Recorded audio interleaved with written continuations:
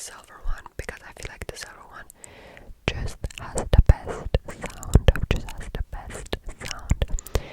So, in my personal opinion, I feel like the grey one, the silver one, and the black one, and the blue one, they have the best sound. But if like the whispers are good, you can make every microphone work. Like every microphone works genuinely. But this one just sounds, in my opinion, the best. However, I am also like a really big fan of the Tascam.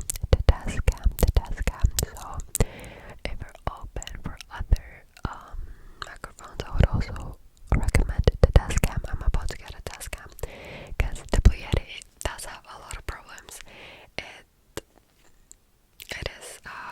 It is an easy microphone. Like you have a lot of settings. It is easy to handle, but the cords are extremely annoying. Like there's so many cords on here that you don't see, and I'm gonna blend you in what you need, like in terms of cords. If you're filming with your phone and the Blue Yeti, you'll need a certain cord. I'm gonna blend it in that you need to connect. If you don't have this cord, you cannot connect your phone with it. You cannot connect with your phone with it. And also it takes a lot of power. That means if I film with my phone and the microphone eats my phone's battery away. If it doesn't charge simultaneously, when I film, my phone is always simultaneously charging because the Blue Yeti is just eating it away. And I had the issue back in the day with my iPhone 12 that it would take so much power. At a certain point, the video sequence was not in line. That means my speech was further back than the video material because it just could not keep up. So keep in mind that the Blue Yeti does take a lot of power. From you and your phone. So I'm not sure how that is with the Tascam, but I will tell you once I figured it out. So yeah, just in case you do want to get a microphone, I would recommend these two, and right cords. Also, trying to think about other stuff that's like really important in terms of doing ASMR. So now to the regulatory boring stuff about having a channel. Let's just say like that, doing content on